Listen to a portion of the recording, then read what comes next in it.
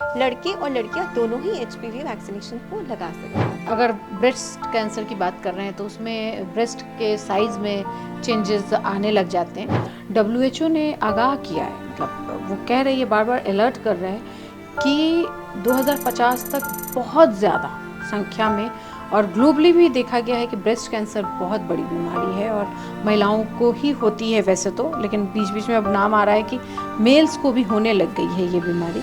नई चीज़ आ रही है या आ चुकी है अब तो, एआई, आर्टिफिशियल इंटेलिजेंस। उसको कह रहे हैं, जैसे मीडिया में हमारे बहुत इम्पॉर्टेंट रोल है उसका, वैसे ही अब कह रहे हैं हेल्थ में भी। और अमेरिका से लेके इंडिया तक सारी गवर्नमेंट एआई को बहुत तेज़ी से हॉस्पिटल्स में भी लॉन्च करने जा रही है। क्या एआई इसमें हेल्प करेगा हमें? क्योंकि तब तक तो 2050 तक तो हमारी मेडिकल फर्टिलिटी और एडवांस हो चुकी है। कैंसर एक बड़ी बीमारी है और पहले तो ये लाइलाज थी, लेकिन अब इसका इलाज भी है।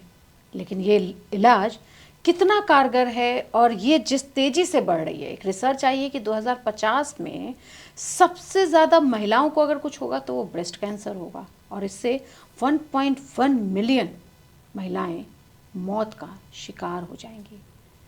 कैंसर इतनी भयावह है, लेकिन डॉक्टर्स भी रोज़ रिसर्च कर रहे हैं, आपके इलाज में रोज़ लगे हुए हैं, लेकिन हम बहुत छोटी छोटी बातों को नज़रअंदाज करते हैं और ये बीमारी बड़ी हो जाती है।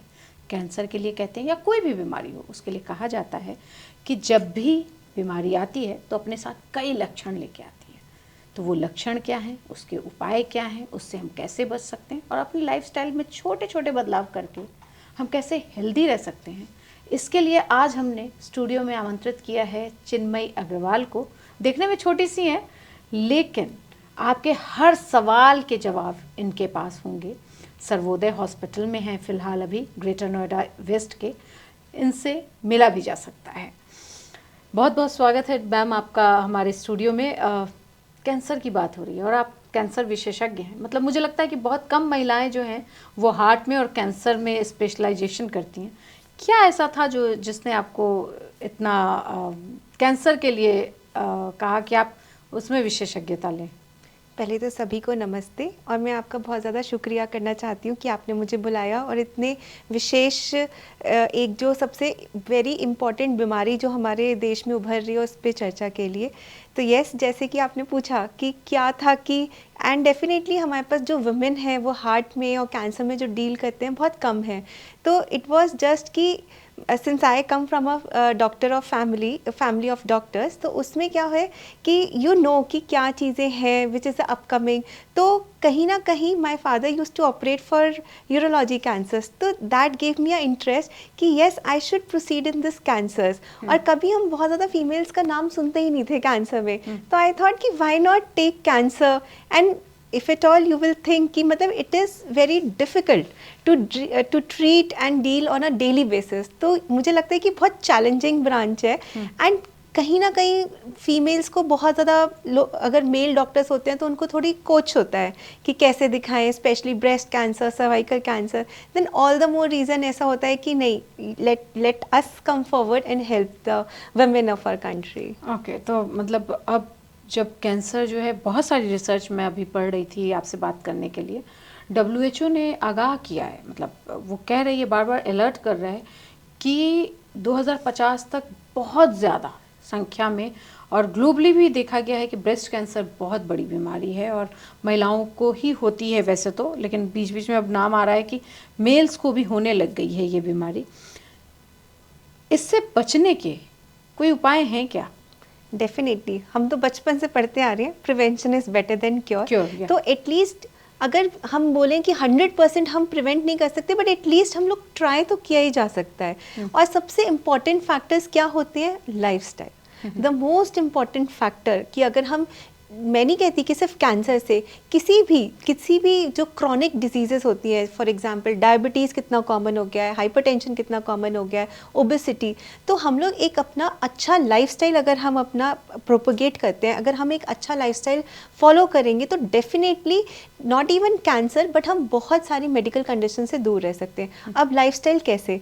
गुड फूड, अपना वेल बैलेंस फूड, अगर हमारा फूड है, जितना हम कहते हैं ना, जितना कलर्ड फूड होगा, जितना रिच इन एंटीऑक्सीडेंट होगा वो food, that will be good for us. आजकल हम लोग तो फिंगर पिक मील्स होते हैं ना, जो फटाफट खा लिया, समोसा खा लिया, कचौरी खा लिया और बस we are very happy with it. No, क्योंकि जितना फ्रूट खाएंगे, जितने वेजिटेबल्स खाएंगे, उतना च्यू करना पड़ेगा, पहले काटो, धो, सब कुछ करो, and it becomes very difficult for us. But कहीं ना कहीं that is the best meal which anybody can take. Then apart from that, आजकल तो ट्रेंड बन गया है अल्कोहल लेना, स्मोकिंग करना, so all these things are very bad for the health. तो आजकल तो वुमेन भी एक, आजकल ये सोशल स्टिग्मा हो गया, अगर नहीं लिया पार्टीज में then how people will take us, so that is also bad lifestyle which we are towards progressing. Then third, exercise. One of the main thing is the exercise. अब हमेशा 40 to 45 minutes of exercise 5 days a week is the very good practice anybody can apply, and 5 दिन 40-45 minute अपने लिए तो निकाल ही सकते हैं ना। और मैं नहीं कहती आज ही जाके सब लोग जाके जिम की मेंबरशिप खरीद लो और सब लोग जाके जिम में रनिंग कर रहे हैं, ट्रेडमिल कर रहे हैं, क्रॉस ट्रेनर्स कर रहे हैं, नहीं। किसी को योगा पसंद है, योगा करो, ब्रीदिंग एक्सरसाइजेस पसंद है, वो करो, वॉकिंग करो, जॉगिंग करो, अपने घर पे ही सिंपल एक्सरसाइजेस होती हैं वो करिए, मतलब whatever you feel like you should do. तो number 1 is the lifestyle changes.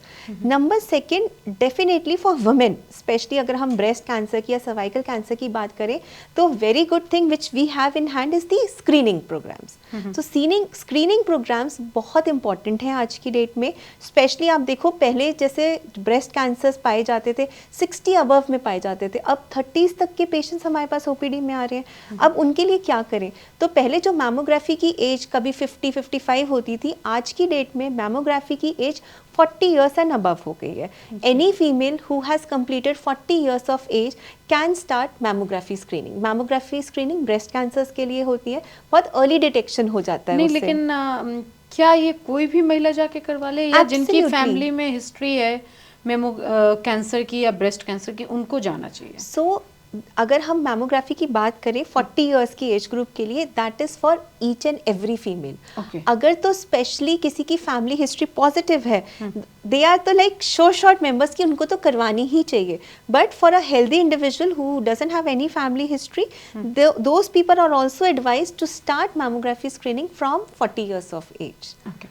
अभी आप बात कर रही थी कि आपको जो फ्रूट्स खाने चाहिए, लेकिन फ्रूट्स में भी आजकल पेस्टिसाइड्स होते सो हैं। जस्ट सी, कुछ तो खाएंगे ही, कचौरी खाएंगे, समोसा खाएंगे, विजुमस फ्रूट खाएंगे, so somewhere we are protecting us. Then अच्छे से धो के, आजकल तो होता है ना, नमक डाल के और पानी थोड़ा हल्का वार्म करके, गुनगुना करके, फिर उसको अच्छे से वॉश करके, पील उतार के, वेरी इंपॉर्टेंट, पील उतार के। एप्पल भी खाना है, पियर भी खाना है, सब कुछ पील उतार के खाना है, खाओ बट पील उतार के खाओ। तो कहीं ना कहीं वी हैव टू वे।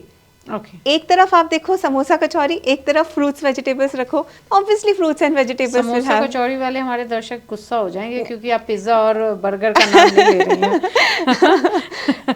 लेकिन और क्या क्या चीज़ें शरीर में आने लग जाए कि हमें मतलब ये समझना चाहिए कितने दिनों तक? अगर बहुत बात करते हैं कि पेट में भारीपन हो, यूरिन में अगर आपके कलर चेंजेस हो रहे हों, अगर ब्रेस्ट कैंसर की बात कर रहे हैं तो उसमें ब्रेस्ट के साइज़ में चेंजेस आने लग जाते हैं, मोटापे की वजह से भी पेट का भारीपन बढ़ जाता है। तो ये सारे सिम्टम्स तो डॉक्टर्स बहुत दिनों से बता रहे हैं कि ये चीज़ें हों तो आप, अगर लगातार बनी हुई है, लेकिन वो कितने दिन तक बनी हुई हैं, और क्या चेंजेस आते हैं? क्या चक्कर आता है? क्या नोज़िया फीलिंग, वोमिटिंग वाली फीलिंग आती है? क्या आप चलने में लड़खड़ाते हैं? ऐसी ऐसी क्या फीलिंग्स आती हैं किसी भी कैंसर के मरीज को कि उसको ये समझना चाहिए कि भाई हमारी फैमिली हिस्ट्री भी है, या मैं ये प्रोन हो रहा हूँ, मुझे शायद कैंसर हो रहा है या हो सकता है? ऐसे कोई सिम्टम्स होते हैं क्या? डेफिनेटली जो कैंसर के सिम्टम्स होते हैं वो बड़े जनरल सिम्टम्स से ओवरलैपिंग सिम्टम्स होते हैं, डेफिनेटली। बट कहीं ना कहीं कुछ इंपॉर्टेंट सिम्टम्स, और या फिर बहुत देर से बना हो रहा है, चलो पेट में भारीपन है, माना, कई बार वेट भी बढ़ जाता है, कई बार ब्लोटिंग रहती है, अब चलो हफ्ता, 10 दिन, 15 दिन तक तो चलो मंजूर है, ठीक है, हो गया। अब 1 महीना हो गया, 1.5 महीना हो गया, 2 महीना हो गया, जा ही नहीं रहा, तो दैट मीन्स कि कुछ तो इम्पोर्टेंट खराब हुआ है सिस्टम में, और जाके एक बार डॉक्टर को दिखा लेना चाहिए। इसके अलावा ब्रेस्ट कैंसर पे तो मैं कहती हूँ कि कोई भी फीमेल फॉर एग्जांपल नहा रही है, कपड़े पहन रही है, लोशन लगा रही है, कई बार हम लोग शीशे के सामने खड़े होकर ड्रेसअप हो रहे होते हैं और बेयर मिनिमम कपड़े पहने होते हैं, तो सिंपल अपने ब्रेस्ट के ऊपर हाथ रख के चारों क्वाड्रेंट्स में, मतलब हम लोगों के 5 क्वाड्रेंट्स होते हैं, तो उसमें चारों तरफ अपना घुमा के हाथ से खुद ही पता चल जाता है कि एक गांठ सी महसूस हो रही है। कई बार निपल्स के लेवल पे ऊपर नीचे हो जाता है, कई बार कोई ब्लडी डिस्चार्ज आने लग जाता है। तो ये तो बहुत ही कॉमन सिम्टम्स है, बहुत ईजिली पता चल जाते हैं। कुछ ना भी हो, कुछ अगर इन्फेक्शन भी हो बाय चांस, हम नहीं कहते कि कैंसर ही हो, तो इमीडिएटली जाके इमीडिएटली उसका ट्रीटमेंट कराएं। हमें उसको वेट क्यों करना है महीना 2 महीना खुद से एंटीबायोटिक लेके, वेट नहीं करना चाहिए।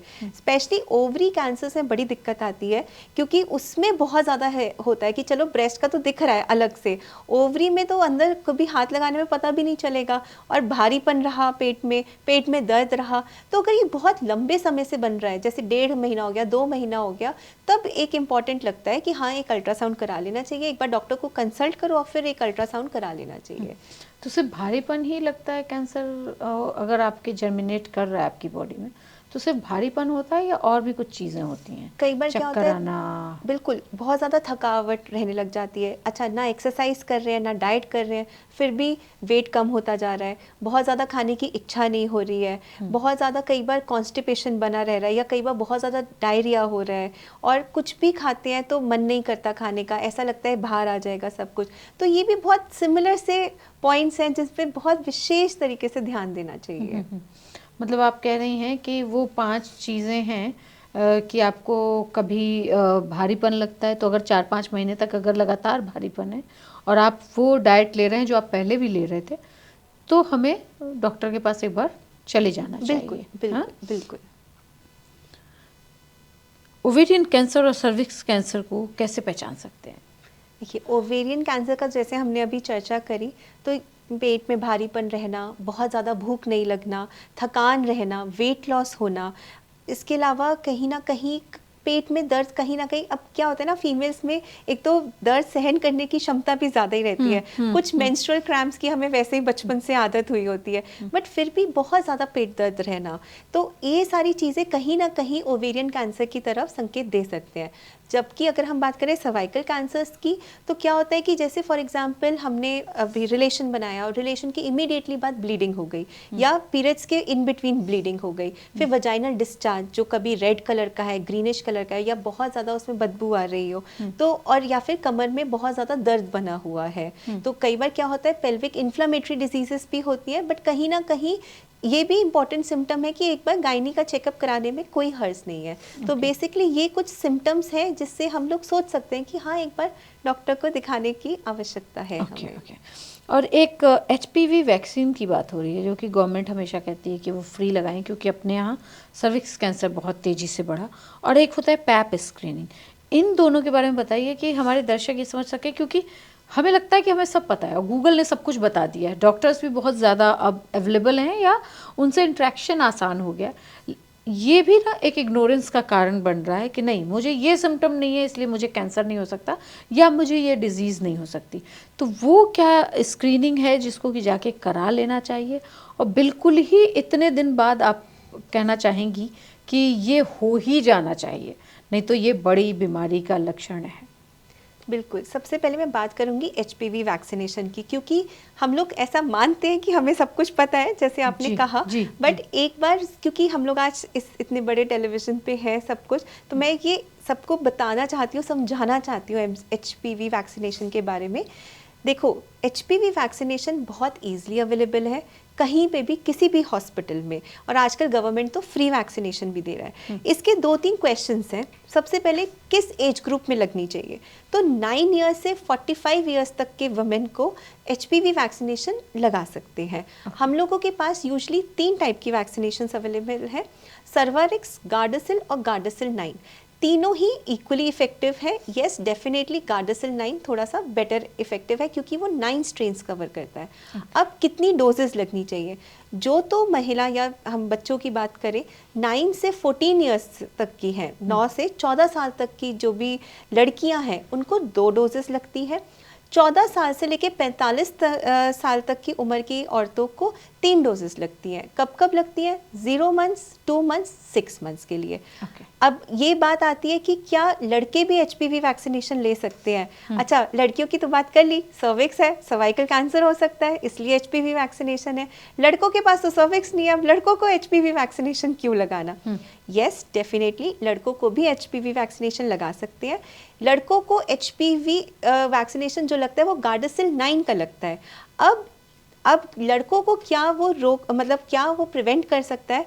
पेनाइल कैंसर्स, एनल कैंसर्स, फिर एनल वॉर्ट्स जो होते हैं, और कई बार जो ओरोफेरेंजियल कैंसर्स बोलते हैं वो भी कहीं ना कहीं एचपीवी की बीमारी से भी हो सकता है। तो उससे भी इसको प्रोटेक्ट किया जा सकता है। पहले हम लोगों की गाइडलाइन सिर्फ फीमेल्स के लिए आई थी, बट आज की डेट में लड़के और लड़कियां दोनों ही एचपीवी वैक्सीनेशन को लगा सकते हैं। और उससे जो है, और ये जो आपने फॉरेंस का बताया कि उस कैंसर बच सकता है, वो कितना कॉमन है इंडिया में और मेल्स में? Not very common, but yes, 20 to 30% of cases do occur because of the HPV infection for the oropharyngeal cancers. Okay. अच्छा, एक बात और आपने कही थी पैप स्मीयर। जी। तो as soon as female becomes sexually active, has to get a pap smear done. कब करवाना चाहिए? Every 3 yearly. कितना कैसे कराना चाहिए? बहुत सिंपल है, अपना गायनेकोलॉजिस्ट के पास जाओ। इट इज सिंपल ब्रश जो वो लेते हैं, that is it. If in fact अगर आप एचपीवी के टेस्ट के साथ उसको कराओगे तो it should be done every 5 yearly. It's very simple test done. ये बड़ा कंफ्यूजन होता है कि करवाना कब चाहिए। तो it is set as soon as you become sexually active you have to get it done. तो इससे क्या कैंसर की रोकथाम हो सकती है? इट इज नॉट रोकथाम, it is a preventive measure, screening measure, कि हम उसको अर्ली स्टेजेस में ही हमारे को उसमें अगर कोई एपिथेलियल चेंजेस कुछ हो तो हमें बहुत पहले ही पता चल जाएंगे। अच्छा, एक नई चीज आ रही है या आ चुकी है अब तो, एआई, आर्टिफिशियल इंटेलिजेंस। उसको कह रहे हैं, जैसे मीडिया में हमारे बहुत इम्पोर्टेंट रोल है उसका, वैसे ही अब कह रहे हैं हेल्थ में भी। और अमेरिका से लेके इंडिया तक सारी गवर्नमेंट एआई को बहुत तेज़ी से हॉस्पिटल्स में भी लॉन्च करने जा रही हैं। और हम पिछले दिनों मैं एक लेक्चर देख रही थी और सुनने गई थी बहुत बड़े डॉक्टर का। उन्होंने कहा कि एआई किस तरह से क्रांति मेडिकल की फील्ड में करने जा रहा है। तो आप मुझे ये बताइए कि ये जो नई रिसर्च आ रही है, जो WHO कह रहा है कि 2050 तक जो है हर 20 में से एक महिला को कैंसर होगा वर्ल्ड वाइड, क्या एआई इसमें हेल्प करेगा हमें? क्योंकि तब तक तो 2050 तक तो हमारी मेडिकल फर्टिलिटी और एडवांस हो चुकी होगी, बहुत सारी नई चीज़ें आ चुकी होंगी, एआई खुद बहुत सारे वर्जन के साथ आ चुका होगा। तो क्या इसको प्रिवेंट करने का कोई तरीका नहीं होगा? ये कैंसर उतना ही भयानक रहेगा जो हम बचपन से सुनते चले आ रहे हैं। Maybe I think it is too early to say कि एआई हमें मेडिकल फ्रेटर्निटी में कितना हेल्प करेगा। I think 5 to 6 years down the lane we will have a better prospective towards AI. But yes definitely कहीं ना कहीं AI will definitely help us to prevent any sort of medical conditions. क्योंकि उन्होंने अपना experience भी share किया उस lecture में। उन्होंने कहा कि कैसे वो एक जिनका भी वो ट्रीटमेंट कर रहे थे हैदराबाद में, तो उन्होंने बताया कि कैसे पेनक्रियाज का उस बंदे को कैंसर हो सकता था। 3 साल पहले की एमआरआई भेजी गई थी और उस एमआरआई को स्कैन करने के बाद उस एआई के स्क्रीनिंग ने वहाँ पे लिखा कि उसे कैंसर हो सकता है। और उसके बाद उस बंदे की ट्रीटमेंट उसी हिसाब से शुरू की और उसे प्रिवेंट किया गया। और ऐसा ही उन्होंने टीबी के मरीज़ के बारे में बताया। इसलिए मुझे लगा कि ऐसा कुछ आप लोग कर रहे हैं क्या? आप तो बहुत ही यंग हैं और मुझे लगता है कि यंग जितने भी हमारी टीम में भी जितने भी लोग हैं वो एआई को बड़े धड़ल्ले से यूज़ कर रहे हैं।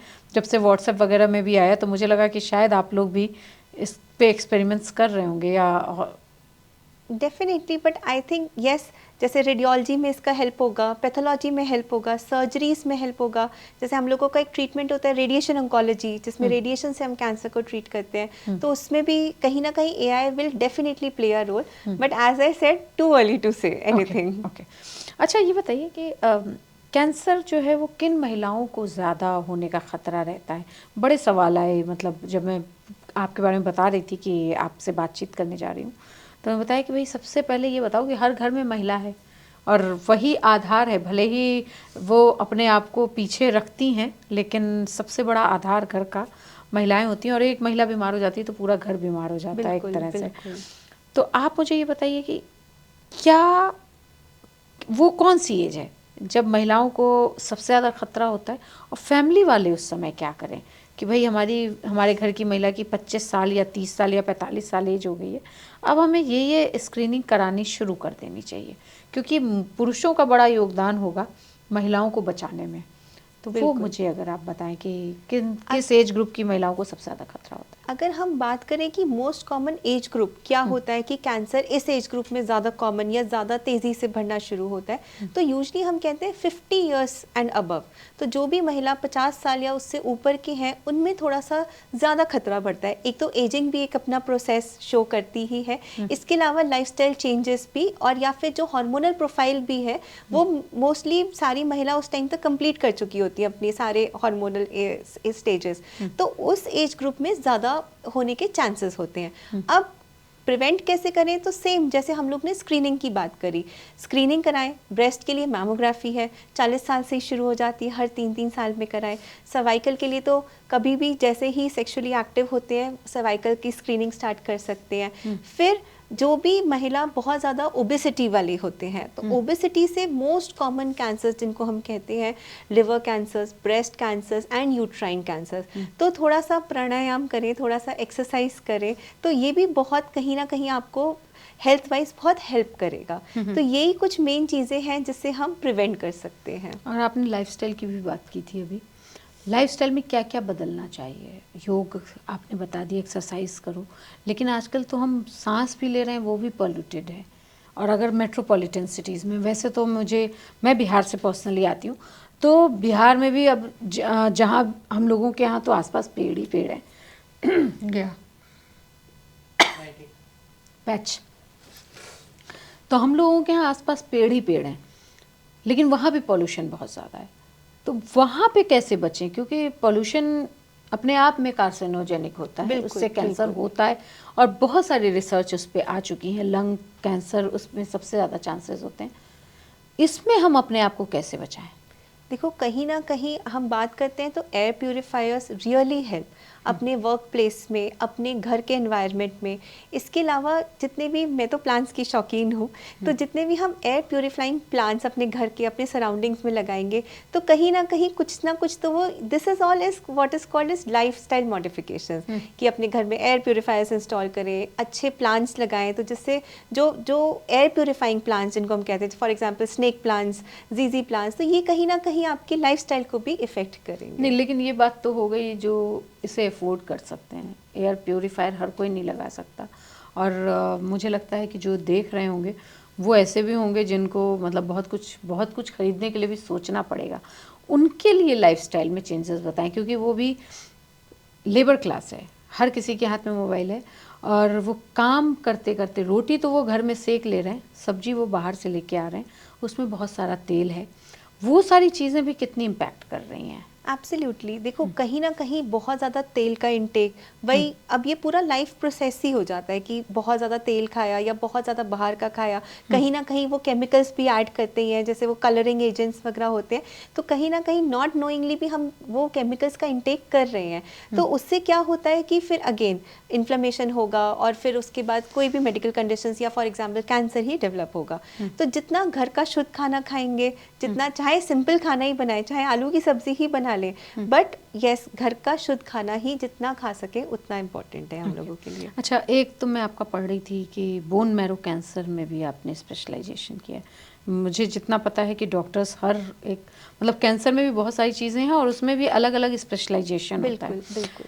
तो क्या बोन मैरो कैंसर के शुरुआती लक्षण किसी बीमारी जैसे लगते हैं, या उनको कैसे पहचाने, क्योंकि वो तो बहुत ही ज़्यादा अंदर है, और सारी तो फिजिकली आपका पता चलता है, लेकिन बोन मैरो कैंसर में कैसे लक्षण कैसे होते हैं और कैसे पता चले? सो बेसिकली मतलब हम इसको बोन मैरो कैंसर नहीं बोलते, it is usually blood cancers. Okay. तो येस, डेफिनेटली ब्लड कैंसर के भी कुछ स्पेसिफिक सिम्टम्स होते हैं।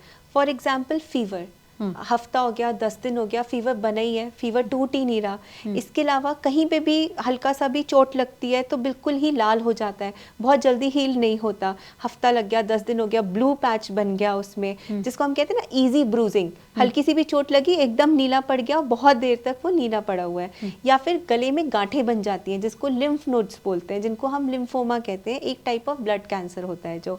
देन फटीग, बहुत ज़्यादा थकान रहना, वेट लॉस होना, यूजली ऐसा कहते हैं 10 से 15% अपना बॉडी वेट 6 महीने में गिर जाए बिना एक्सरसाइज बिना डाइट के, तो ये सारे सिम्टम्स कहीं ना कहीं ब्लड कैंसर को डिनोट करते हैं। ओके, तो मतलब और जो ये बोन्स में कैंसर हो जाते हैं वो bone cancer is completely different, वो तो बोन के कैंसर है। बोन मैरो का कैंसर बेसिकली वो ब्लड कैंसर है, मतलब बोन मैरो से ही सेल्स जो बन रहे हैं वो इमेच्योर सेल्स बन रहे हैं या ज्यादा मात्रा पे मिल रहे हैं, इमेच्योरिटी से बन रहे हैं, उसको हम ब्लड कैंसर बोलते हैं। तो क्या ये ब्लड कैंसर भी लाइफस्टाइल डिजीज है? सो बेसिकली अब देखो, हमारे पास ये नहीं पता हमारे को एग्जैक्टली ब्लड कैंसर होता क्यों है। डेफिनेटली कहीं ना कहीं लाइफस्टाइल माइट अफेक्टेड, बट आप कहोगे बच्चों को भी हो जाता है, न्यूबॉर्न को भी हो जाता है, तो कहीं ना कहीं yes definitely some genetics, but yes sometimes we really don't have a answer to it. क्योंकि जब मैं हेल्थ में और बच्चों के बीच आती हूँ तो बहुत सारी ऐसी ऑर्गेनाइजेशन है जिसमें बच्चों के लिए काम कर रही हैं, और बहुत सारे बच्चों को कैंसर है, और उसमें ब्लड कैंसर बहुत तेजी से बच्चों में भी, बच्चों में तो मोस्ट कॉमन ही ब्लड कैंसर है। So sometimes we can say कि कहीं ना कहीं जेनेटिक, कहीं ना कहीं lifestyle, but sometimes we really have no words to it. अच्छा, आपने लम्फ की बात की थी कि ब्रेस्ट में अगर लम्फ हो तो क्या हर जो लम्फ है वो कार्सिनोजेनिक होता है, या फिर वो समय समय पे आते और जाते रहते हैं, और किस समय आपको समझ लेना चाहिए कि भाई इतने दिन तक रह गए, ये गांठ महसूस हो रही है और अब हमें डॉक्टर के पास जाना चाहिए? बिल्कुल, तो कई बार हमने सुना होगा ब्रेस्ट माउस या फाइब्रोएडेनोमा, जो बहुत ही कॉमन चीज़ है हम लोगों के इंडियंस में। तो वो क्या होती है कि कई बार सॉफ्ट होती है वो और मूव करती है। यूजली जो कैंसर की गांठें होती हैं बहुत हार्ड होती हैं और फिक्स्ड होती हैं। तो अगर आपको ऐसा लगे कि यार ये तो बहुत हार्ड है और ये तो बिल्कुल फिक्स्ड है, तो ज़्यादा इंपॉर्टेंट बनता है कि मैमोग्राफी कराएं, पहले डॉक्टर से मिलें और उनसे सलाह लेके मैमोग्राफी कराएं। यूजली जो बहुत सॉफ्ट गांठें होती हैं या मूव करती हैं तो वो यूजली बिनाइन गांठें होती हैं, बट फिर भी एक बार डॉक्टर को दिखा के मैमोग्राफी करा के एक बार बेफिक्र हो जाए कि हाँ भाई ये बस बिनाइन है, कोई बात नहीं, इट्स ओके। ओके, और अक्सर ये मिथ है या क्या है, ये आप ही बताएंगी, कि जो ब्रेस्ट फीडिंग कराती हैं, बहुत सारी अनमैरिड गर्ल्स की भी कतार अपने देश में बढ़ती चली जा रही है, और कहा जा रहा है कि उनमें कैंसर के ब्रेस्ट कैंसर के खतरा ज़्यादा हो जाएगा। तो क्या आप ये कहती हैं कि स्तनपान जो ब्रेस्ट फीडिंग करा रही हैं उनकी तुलना में अनमैरिड गर्ल्स या जिन्होंने शादी नहीं की है, जिन्होंने ब्रेस्ट फीडिंग नहीं कराई, उनको कैंसर के चांसेस बढ़ जाएंगे? Absolutely, definitely, in fact not only कि जिनकी शादी ही नहीं हुई, बल्कि लेट मैरिजेस ऑल्सो, 30 के बाद शादी होगी, फिर बच्चा और लेट होगा, उससे क्या होता है कि हम लोगों का एक्सपोजर टू हार्मोन बढ़ जाता है। जो यूजली प्रेगनेंसी की स्टेट बोली जाती है वो हार्मोन प्रोटेक्टिव स्टेट होती है, तो वो कहीं ना कहीं हमें ब्रेस्ट कैंसर से प्रोटेक्ट करती है। डेफिनेटली ब्रेस्ट फीडिंग स्पेशली अगर 1 ईयर से अबव करते हैं, दोनों ब्रेस्ट से करते हैं, it has a very protective effect from breast cancer. तो जो लड़कियां लेट शादी होती है, लेट बच्चे होते हैं, तो कहीं ना कहीं उनको एक risk factor, added risk factor बन जाता है ब्रेस्ट कैंसर होने का। Yes, there are studies which have proven this. Okay, और अब हम लोग बात करेंगे थोरेसिक कैंसर पे, जिसको फेफड़ों का कैंसर और सीने का कैंसर भी कहते हैं। ये अचानक आता है और बिल्कुल लास्ट स्टेज पे ही, मैक्सिमम में केसेस जो देखे गए लास्ट स्टेज में पता चलता है। उसमें क्या पता चलता है कि लंबे समय तक खांसी हो रही है या फेफड़े का कैंसर हो सकता है? इसके लिए हम लोग कितने सावधान रहें और कैसे रहें? सो यूजली बहुत सही कहा आपने। मैं जो इंडियन हम लोगों का स्टैट्स है वो ये कहता है अराउंड 50% ऑफ केसेस जो हमारे ओपीडी में आते हैं और वो एडवांस नेचर में होते हैं is just because of ignorance. तो कहीं ना कहीं हर कैंसर में तो कहती हूँ कि वो कहीं ना कहीं कुछ लक्षण देता है। ये आपके ऊपर डिपेंड करता है आप कितने स्मार्ट हो उसको इनिशियल स्टेजेस में पकड़ने के लिए। हम बात करें लंग कैंसर की, तो खांसी तो बनी रहती होगी ना। हम लोग क्या होता है, हम लोग दिल्ली एनसीआर के रीजन में रहते हैं, हम सोचते हैं हर इतना तो यहाँ पे एयर पोल्यूशन है, ये तो खांसी हमारी सीजनल खांसी है, इसलिए हमें को खांसी लंबे समय से बनी रहती है। तो कहीं ना कहीं हम नज़रअंदाज कर देते हैं उसको। कई बार क्या होता है, सांस फूलने लग जाता है, 10 कदम भी चलते हैं तो फिर सांस फूलने लग जाता है। अब क्या हो गया, आजकल सेडेंट्री लाइफ हो गई है, 10 कदम भी नहीं चलते, हमारे को शॉप तक भी जाना है तब भी स्कूटी निकालेंगे तो तभी जाके दूध आएगा या पनीर आएगा, हम अपना पैदल नहीं जाएंगे। तो क्या होता है, इन सब चीज़ों में हमारे को पता ही नहीं चलती, क्योंकि हम लोग बैठे हैं सोफा पे, बैठे हैं, खा लिया, टीवी देख लिया, सो लिया, काम पे चले गए, वहाँ पे भी बैठ के काम किया, वापस आ गए। तो तभी क्या होते हैं, जो कुछ कॉमन सिम्टम्स होते हैं वो मास्क हो जाते हैं। बट कहीं ना कहीं ध्यान देने से बहुत अर्ली सिम्टम्स पता चल जाते हैं, जैसे कॉफ है, बहुत टाइम से बना रहा है, या फिर कहीं बैठे हैं वीजिंग हो रही है, जिसको वीजिंग कहते हैं, 10 कदम भी चल रहे हैं सांस फूल रहा है, स्टेयर्स चढ़ रहे हैं सांस फूल रहा है। इसके अलावा इसमें भी कहीं ना कहीं बहुत ज़्यादा वीकनेस रहती है, फटीग्ड रहता है, वेट लॉस के भी सिम्टम्स होते हैं, फीवर बना रहना, रात में बहुत ज़्यादा पसीना आना। तो ये भी कहीं ना कहीं बहुत इंपॉर्टेंट सिम्टम्स हैं जिसको ओवरलुक नहीं करना चाहिए। और क्या जो स्मोकिंग है वो बड़ा कॉज है किसी भी कैंसर का, या फेफड़े के लिए ही? अगर हम बात करें स्मोकिंग का, आप विश्वास मानोगे, स्टडीज़ ऐसा कहती है, एक सिंगल स्मोकिंग में, सिगरेट में, जिसको हम टोबैको बोलते हैं या निकोटीन बोलते हैं, तो उसमें 72 कार्सिनोजेंस होते हैं एक सिंपल सिगरेट में, जो जो कैंसर कर सकते हैं। जी। अब यस, डेफिनेटली फेफड़ों का कैंसर तो मोस्ट कॉमन है ही। इसके अलावा पुरुषों में urinary bladder cancer, oral cavity cancers, females में सर्वाइकल कैंसर्स, ये भी बहुत कॉमन कैंसर्स हैं जो सिंपल स्मोकिंग से होते हैं। अच्छा, मतलब स्मोकिंग से सर्वाइकल कैंसर का भी लिंक नाता है। यस, एंड मेल्स में यूरिनरी ब्लैडर कैंसर्स। कैंसर मतलब सिर्फ ओरल तक नहीं है, ओरल लंग्स तक नहीं है, बिल्कुल बिल्कुल, मतलब नीचे तक भी जाता है। Urinary bladder most common cancer है मेल्स में, and cervical cancers for female. Yes, मतलब अगर आप लोग सिगरेट पी रहे हैं तो जरा सावधान हो जाएं, पॉल्यूशन तो है ही है और उसको नज़रअंदाज नहीं करना चाहिए। आपने बोला जीवन शैली, अब हमारे दर्शकों को हम लोग थोड़ा झटपट वाले सवाल करेंगे, लंबा हो रहा है ये। वो 5 चीज़ें बताएं जो करके आप अपने जीवन में सुधार करके या खाना खा के आप कैंसर से बच सकते हैं। बिल्कुल। नंबर पहला, good diet, rich in food, fruits, rich in vegetables, ठीक है। नंबर सेकंड, पानी ज़्यादा पिए। अब ये नहीं कि मैंने आज बोल दिया कि पानी ज़्यादा पिए तो सीधा 5 लीटर की कैनी ले आए और आज से पानी पीना शुरू कर दिया। 2 से 2.5 लीटर पानी, जिसको हम कहते हैं कि 8 से 10 ग्लास पानी हम लोगों के लिए बहुत महत्वपूर्ण है। इसके अलावा जितनी भी हमारी नेगेटिव लाइफस्टाइल हैबिट्स हैं, फॉर एग्जांपल स्मोकिंग, अल्कोहल, तो जितना उसको दूर रह सकें, जितना उससे बच सकें उतना बचें। चौथा, अगर बहुत अच्छे एक्सरसाइज, कहीं ना कहीं 40 to 45 मिनट्स एक्सरसाइज 5 दिन अपने लिए तो निकाल ही सकते हैं। देन कहीं ना कहीं जितना जंक फूड को अवॉइड कर सको उतना अवॉइड करना चाहिए। और क्या खाएं? Fruits, vegetables, definitely. आप समझ नहीं रही हैं, पीएम जो है वो कह रहे हैं रागी खाओ, मोटा अनाज खाओ। डेफिनेटली, हाँ। तो वो कितना हेल्पफुल होगा हमारे खान पान को? जितना हम लोग वीट, आजकल हम लोग सोचते हैं कि एक ना हम लोगों की सोसाइटी में मिथ है कि हमने शुगर खाया तभी शुगर होगा, और तो किसी चीज़ से शुगर होता ही नहीं है। कहीं ना कहीं हम इसको भूल जाते हैं कि राइस और जो वीट है इसमें भी बहुत ज़्यादा शुगर की मात्रा होती है। जी। तो जैसे हमारे पीएम सर बोलते ही हैं, बिल्कुल करेक्ट बोलते हैं, जितना हम लोग रागी, जवार, बाजरा, जितना हम अपनी डाइट में इनकॉर्पोरेट करेंगे, अगर रोटी भी बनानी है तो आजकल ना कॉम्पोजिशंस होते हैं, थोड़ा सा रागी मिलाया, थोड़ा सा बाजरा मिलाया, थोड़ा सा जवार मिलाया और थोड़ा सा गेहूं मिलाया, उसका आटा तैयार करके रोटी जो खाते हैं, it is very good, rich in fibre.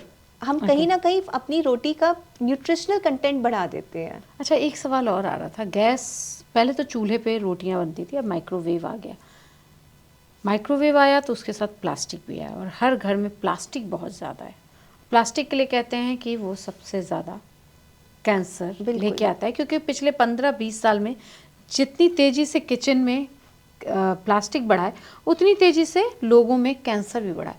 तो प्लास्टिक वो कौन सा यूज़ करना चाहिए या बिल्कुल घर से हटा देना चाहिए, इसके बारे में? मेरा ऐसा मानना है कि कहीं ना कहीं जो हम प्लास्टिक में हीट करते हैं, तो बिल्कुल जो माइक्रो पार्टिकल्स होते हैं, माइक्रो प्लास्टिक जिसको बोलते हैं, वो फूड में आ जाता है। मेरा ऐसा मानना है और मेरी सबको सलाह है, जितना हम प्लास्टिक को अवॉइड करके, जितना हम कांच का बर्तन यूज़ करके माइक्रोवेव करें या स्टील के बर्तनों में गर्म करें, ऑब्वियसली प्लास्टिक को तो वैसे ही नहीं गर्म कर सकते गैस पे, मेन तो माइक्रोवेव में उसका यूज़ होता है। जी। तो हम एक बर्तन चाहे बना लें माइक्रोवेव का, which is a glass container, that is very protective. Plastic जितना बच सके उतना बचें। घर में पानी की बोतल भी एक बोतल रख लो चाहे कांच की, बट प्लास्टिक की ना रखें। प्लास्टिक की मतलब कांच की रख लें, तांबे की रख लें, बिल्कुल, स्टील की रख लें, या बिल्कुल, जग ग्लास में जग रख पिएं, लें, हाँ जी। है ना? प्लास्टिक वो कहीं ना कहीं माइक्रो प्लास्टिक बिल्कुल शेड होता ही होता है।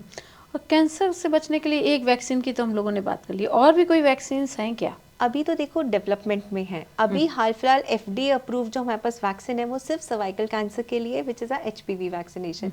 डेफिनेटली आने के 10-12 साल में, अभी जो अपकमिंग ईयर्स हैं, कहीं ना कहीं हमें और वैक्सीनेशन देखने को मिलेंगी। अभी सब कुछ अंडर डेवलपमेंट है। तो ये जो HPV वैक्सीन है, मैंने भी खुद भी, मुझे नहीं याद कि मैंने लगवाया है, तो क्या मैं अब लगवा सकती हूँ और उससे बचाव होगा अगर चांसेस होंगे तो 45 इयर्स तक की एज क्रॉस नहीं की है तो डेफिनेटली लगवा सकते हैं। अगर कर गए तो बहुत सारे हमारे दर्शक ऐसे होंगे, तो फिर कोई ज़रूरत नहीं है, फिर चिल मारिए, चिल। और